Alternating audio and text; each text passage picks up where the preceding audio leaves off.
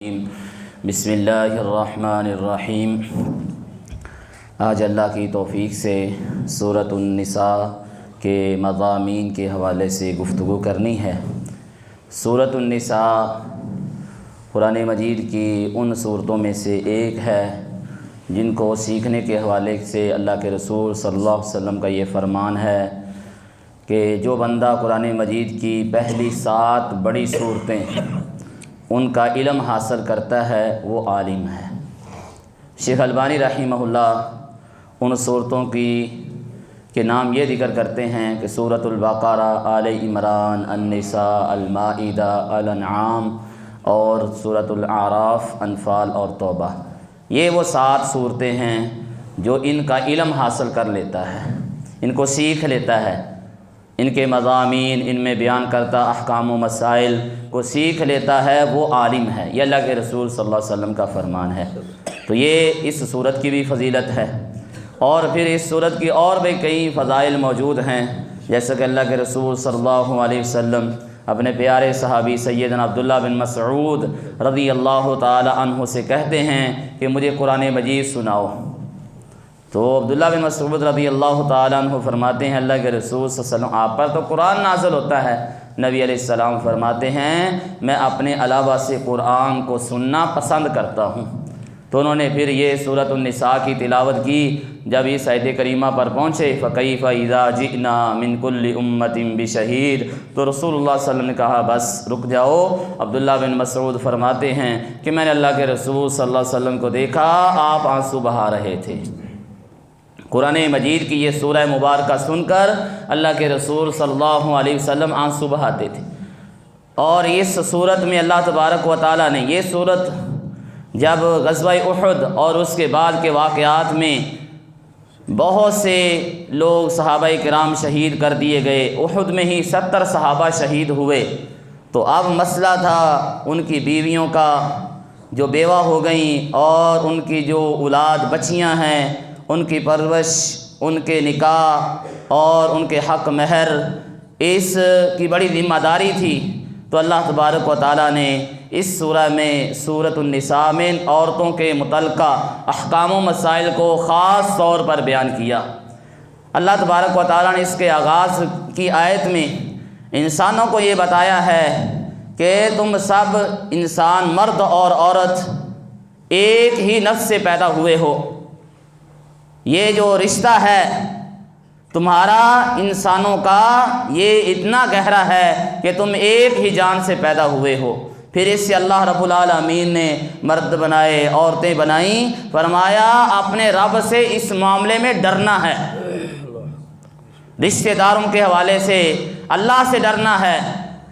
یہ اللہ تبارک و تعالیٰ نے بیان فرمایا۔ اس کے بعد فرمایا یتیموں کو ان کے مال دو، اس میں خیانت نہ کرو، اس کو غصب کرنے کی کوشش نہ کرو۔ یہ بہت بڑا گناہ ہے اللہ کے ہاں، یتیم مسکین کے مال کو کھا جانا یہ بہت بڑا گناہ ہے۔ انہ کان حوبا کبیرا۔ پھر اللہ تبارک و تعالیٰ نے عورتوں سے نکاح کرنے کا جب حکم دیا تو انصاف، عدل و انصاف کی شرط لگائی۔ ہاں مرد 1 سے زائد شادیاں کر سکتے ہیں، 4 تک کی اجازت ہے، لیکن یہ تب ہے جب عدل و انصاف کر سکتا ہے، ورنہ جو اپنی 1 سے زائد بیویاں ہیں ان کے درمیان انصاف نہیں کرتا تو قیامت کے پہلے تو اس کو اجازت نہیں ہے دوسری شادی کرنے کی، جب انصاف نہیں کر سکتا، اور قیامت کے دن جب یہ آئے گا تو اس کے جسم کا ایک حصہ لٹک رہا ہوگا۔ یہ اللہ کے رسول صلی اللہ علیہ وسلم فرماتے ہیں جو اپنی عورتوں کے درمیان انصاف نہیں کرتا۔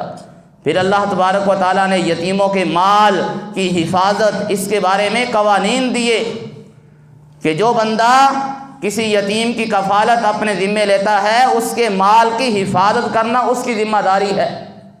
ہاں اگر وہ مالدار ہے تو پھر وہ اس کے مال سے، یتیم کے مال سے کھانے سے بچے، اگر وہ فقیر ہے، ضرورت مند ہے تو پھر اپنی ضرورت تک معروف طریقے سے وہ اس سے مال لے سکتا ہے، اور جب وہ رشد کو پہنچ جائیں، سمجھ بوجھ کو پہنچ جائیں، وہ اپنے مال کی حفاظت کرنے کے قابل ہو جائیں تو پھر ان کے مال ان تک پہنچا دو۔ اس کے بعد اللہ تبارک و تعالیٰ نے وراثت کے مسائل ذکر کیے جس کو اللہ نے اپنی حد قرار دیا۔ اللہ کہتے ہیں اولاد کے بارے میں اللہ نے وراثت کا طریقہ بیان کیا۔ ایک انسان فوت ہوتا ہے، اس کے پیچھے اس کی اولاد ہے، مذکر بھی ہے مؤنث بھی ہے، تو اس صورت میں مرد کو ڈبل اور عورت کو سنگل حصہ ملے گا۔ اگر مرنے والے کی بیٹیاں ہیں اور بیٹا نہیں ہے، 2 ہیں یا 2 سے زائد ہیں، پھر ان کو 2/3 ملے گا۔ کل مال کے 3 حصے، 3 حصوں میں سے 2 حصے ان بچیوں کو ملے گا۔ اگر ایک ہے تو وہ آدھے مال کی مالک ہے۔ والدین کے پھر آگے اللہ تبارک و تعالیٰ نے حق بیان کیے، اور پھر خامد اور بیوی کا حق بیان کیا وراثت میں، اور اسی طرح کلالہ کا مسئلہ ذکر کیا، اخیافی بہن بھائیوں کا مسئلہ ذکر کیا۔ وراثت کا مسئلہ بڑا اہم ہے، یہ ان مسائل میں سے ایک ہے جن کو اللہ تبارک و تعالیٰ نے مکمل طور پر خود بیان کیا ہے۔ رسول اللہ صلی اللہ علیہ وسلم نے بہت تھوڑے مسائل، بلکہ آپ نے وضاحت ہی کی ہے، اور پھر اللہ نے اس کے آخر میں یہ کہا تلک حدود اللہ، یہ اللہ کی حدیں ہیں۔ کوئی انسان یہ ایسے سمجھ لیں کہ ایک انسان کا وہ مال ہے، بیوی وہ بیٹی کا مال ہے، وہ بہن کا مال ہے، وہ جو اللہ نے حصہ مقرر کیا اس تک پہنچنا چاہیے، اگر یہ اس کو نہیں دیتا گویا کہ اس نے کسی دوسرے کے مال کو ہڑپ کیا ہے، اس کو غصب کیا ہے، یہ اس کے لیے جائز نہیں ہے، اس کے لیے حرام ہی ہے۔ اور اللہ نے یتیموں مسکینوں کے مال کے حوالے سے فرمایا ان الذین یأکلون اموال الیتامی ظلما، جو یتیموں کا مال ناحق طریقے سے کھا جاتے ہیں، یہ اپنے پیٹوں میں جہنم کی آگ بھر رہے ہیں، اور قیامت کے دن یہ ضرور بالضرور دہکتی ہوئی آگ میں داخل ہونے والے ہیں۔ اور اس کے بعد اللہ نے فرمایا جو اللہ اور اس کے رسول کے مطابق جس کا مال وہ بنتا ہے اس کو دے دیتا ہے، اللہ اس کو جنتوں میں داخلے عطا فرمائیں گے، اور جو نہ اللہ کے اور اس کے رسول کے بتائے ہوئے طریقے کے مطابق مال دوسروں تک نہیں پہنچاتا، اللہ نے اور اللہ کی حد کو پامال کرتا ہے، اللہ تبارک و تعالیٰ اس کو جہنم میں داخل کریں گے، اور اس کے لیے ہلاک کر دینے والا، توہین کرنے والا عذاب اللہ نے تیار کر رکھا ہے۔ اس کے بعد اللہ تبارک و تعالیٰ نے ابتدائی اسلام میں جو کوئی عورت زنا کرتی اس کے لیے قانون یہ تھا کہ اس کو گھر میں بند کر دیا جاتا، اب وہ گھر سے باہر نہیں نکل سکتی، یا تو موت آ جائے گی یا کوئی نیا حکم آ جائے گا۔ اب نیا حکم کیا آ گیا؟ اب شادی شدہ کوئی مرد ہو یا عورت ہو العیاذ باللہ وہ زنا کرتے ہیں تو اس کو رجم کر دیا جائے گا، اس کو معاشرے میں رہنے کا حق حاصل نہیں ہے۔ غیر شادی شدہ ہے، زنا کرتا ہے، مرد ہے یا عورت ہے، تو اس کو 100 کوڑے لگائے جائیں گے، اور لگانے کا مقصد اس انسان کی عزت کو، اس کی نسل کو، اس کے نسب کو محفوظ کرنا مقصود ہے، لوگوں کے دلوں میں اللہ کا خوف، اللہ کا ڈر پیدا کرنا مقصود ہے۔ یہ کوئی ظلم نہیں ہے، زیادتی نہیں ہے، بلکہ ظلم اور زیادتی تو وہ ہے جو اس نے کیا ہے، زنا یہ بہت بڑی زیادتی ہے۔ اسی لیے اللہ تبارک و تعالیٰ نے انسان کو پاک دامن رہنے کا حکم دیا ہے، اپنے شرمگاہوں کی حفاظت کے قانون بیان کیے ہیں، بلکہ ان کامیاب مومنوں میں یہ بھی شامل ہے جو اپنے شرمگاہ کی حفاظت کرتا ہے۔ آگے اللہ تبارک و تعالیٰ نے انسان کی توبہ کا ذکر کیا۔ انسان جہالت میں کوئی گناہ کر بیٹھتا ہے، وہ اللہ سے معافی مانگے، اللہ اس کو معاف کر دیں گے، اور جو اس کی کوئی توبہ نہیں ہے، جو گناہ کیے جا رہا ہے، موت کا وقت آ گیا ہے، پیغام آ چکا ہے، پھر کہتا ہے میں توبہ کرتا ہوں، اس کی کوئی توبہ نہیں ہے۔ اس کے بعد اللہ تبارک و تعالیٰ نے حق مہر کا مسئلہ ذکر کیا۔ عورتوں کے حق مہر کا مسئلہ بڑا اہم مسئلہ ہے، اس معاملے میں ہم بڑے سست ہیں۔ جو آپ نے مقرر کیا، اب اس کی مالک وہ عورت ہے جس سے آپ نے نکاح کیا، اس کو یہ حق مہر اس تک پہنچانا یہ ضروری ہے۔ ہمارے معاشرے میں کیا کیا جاتا ہے؟ عورت گھر میں آتی ہے، زبردستی اس کو کرتے ہیں، دھمکیاں دے کر اس سے معاف کروانے کی کوشش کرتے ہیں۔ اللہ کیا کہتے ہیں؟ کہ تم نے اپنی بیوی کو مال دے دیا، اگرچہ سونے کا پہاڑ بھی دیا ہو تم اس سے واپس نہیں لے سکتے۔ تم کیسے واپس لے سکتے ہو؟ ہاں، اللہ کی عورت خود بغیر کسی پریشر کے، بغیر کسی دباؤ کے، اپنی مرضی سے، اپنی خوشی سے معاف کر دے تو ٹھیک ہے، بلکہ اس کو معاف نہیں کرنا چاہیے، بلکہ مال کو لے کر، وہ حق مہر لے کر واپس تحفے کے طور پر اپنے خامد کو دے دے۔ یہ حق مہر کا مسئلہ، اور یہ کتنا ہونا چاہیے؟ انسان کی استطاعت اور طاقت کے مطابق آسان ہونا چاہیے، بوجھ نہیں ہونا چاہیے۔ یہ ہمارے اسلام اور دین نے حق مہر کے حوالے سے گفتگو فرمائی۔ اس کے بعد جو حرام رشتے ہیں جن سے نکاح کرنا جائز نہیں، اللہ تبارک و تعالیٰ نے اس کا ذکر کیا۔ ماں سے نکاح کرنا جائز نہیں ہے، بیٹی سے، خالہ سے، پھپھو سے، اور اسی طرح بھانجیاں ہیں، بھتیجیاں ہیں، رضائی مائیں ہیں، رضائی بہنیں ہیں، اسی طرح بہو ہے وہ اپنے سسر کے لیے حرام ہے، اور اسی طرح ربیبہ لے پالک جو اس عورت کی کوئی بیٹی جو اس کے ساتھ ہی آتی ہے تو اس سے نکاح کرنا اس کے لیے جائز نہیں ہے، اور اسی طرح دو بہنوں کو ایک نکاح میں جمع کرنا، اور اسی طرح شادی شدہ عورت، اور یہ اللہ تبارک و تعالیٰ نے بیان فرمایا۔ اور اللہ کا مقصد کیا ہے؟ اصل یہ ہے کہ انسان آزاد عورت سے ہی شادی کرے۔ اگر آزاد سے شادی کرنے کی استطاعت اور طاقت نہیں ہے تو پھر لونڈی سے، جو جہاد سے حاصل ہو، جو کفار کی عورتیں مارکہ جہاد میں مسلمانوں کے قبضے میں آ جائیں، ان سے نکاح کر سکتا ہے، حق مہر ان کو دے دے معروف طریقے سے۔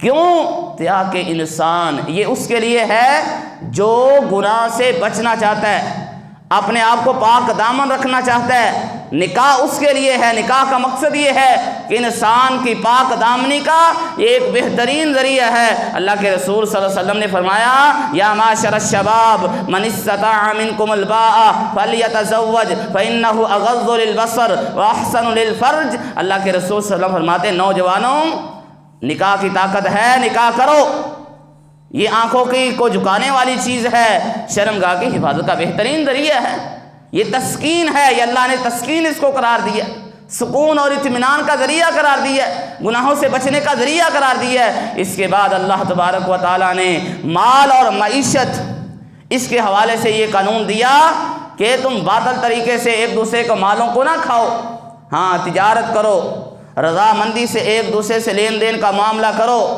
اپنے آپ کو قتل نہ کرو۔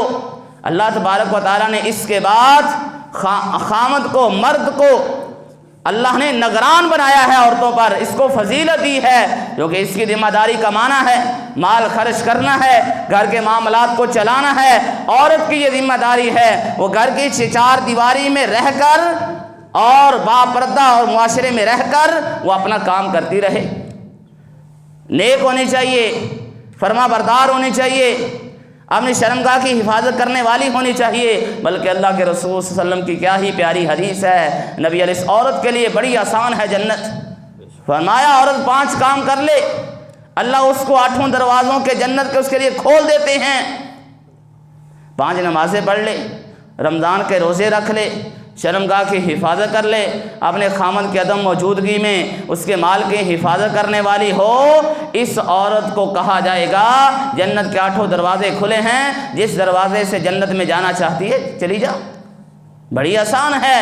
ہاں، انسان گھر میں رہتا ہے، اپنے اہل و عیال کے ساتھ رہتا ہے، لڑائی جھگڑا انسان کے درمیان ہو جاتا ہے، تو یہاں پر اللہ نے یہ کہا ہے کہ جب تمہیں ڈر ہو اپنی بیویوں سے نافرمانی کا، ان کو وعظ و نصیحت کرو۔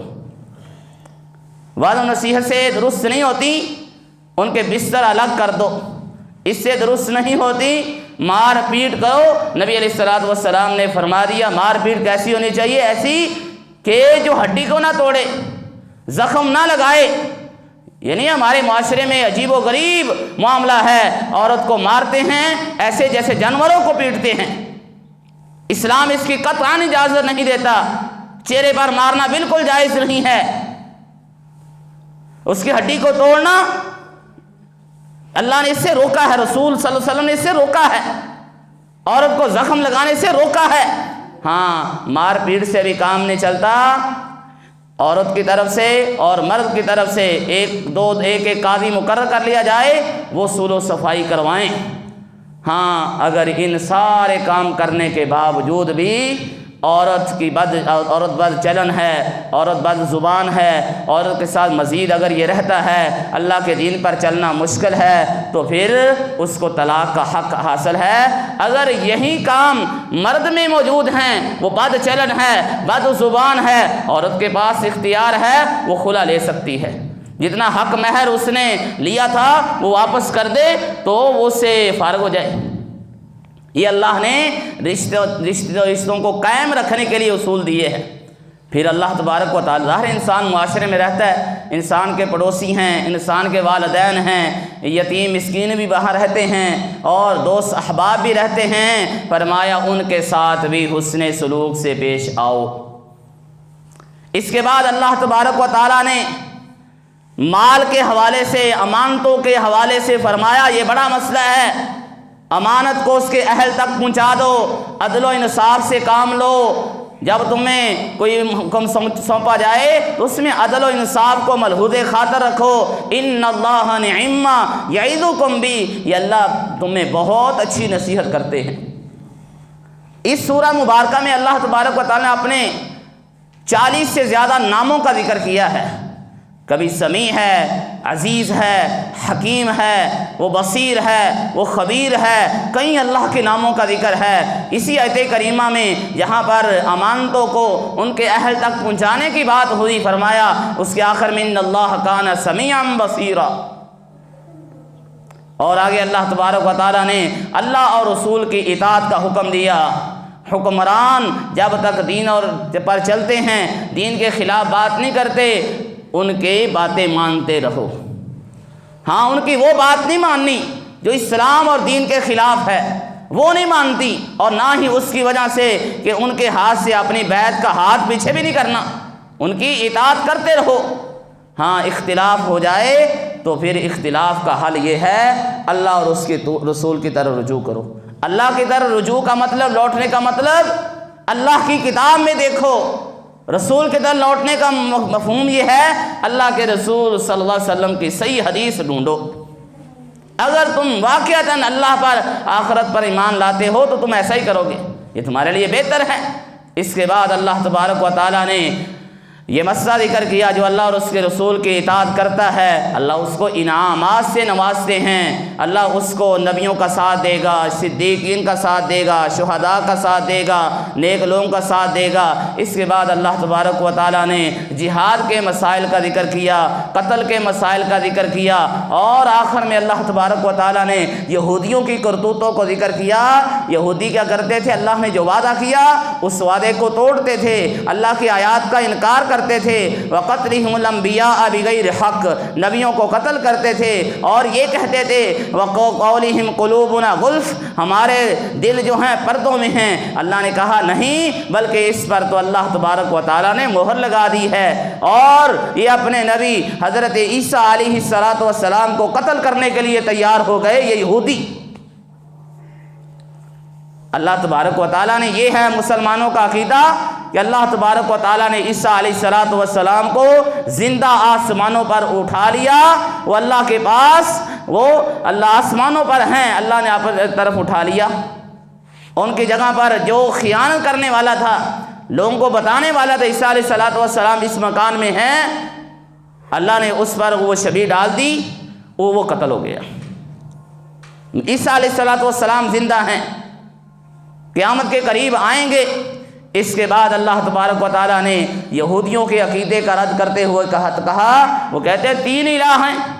اللہ نے کہا نہیں، عیسیٰ علیہ السلام اللہ کے بندے ہیں، اللہ کے رسول ہیں، اللہ کا کلمہ ہیں، اللہ نے یہ ان کو پیدا کیا ہے، لفظ کن سے پیدا کیا اللہ تبارک و تعالیٰ نے، وہ اللہ کے کلمہ ہیں۔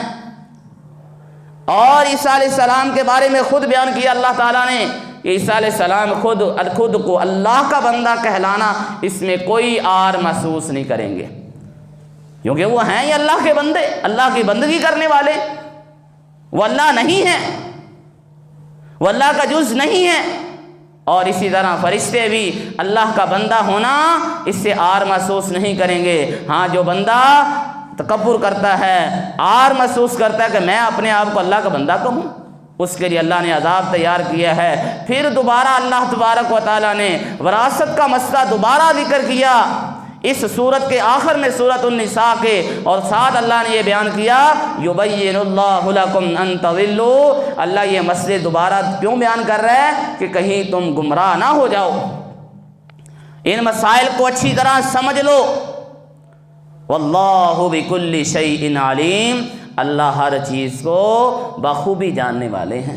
اللہ تبارک و تعالی ہمیں اس سورہ مبارکہ کو سیکھنے کی توفیق عطا فرمائیں۔ اس میں جو باتیں بیان ہوئی ہیں اللہ ان کو سمجھنے کی، آگے بیان کرنے کی، اس کو عمل میں لانے کی توفیق عطا فرمائیں۔ وما توفیقی الا باللہ۔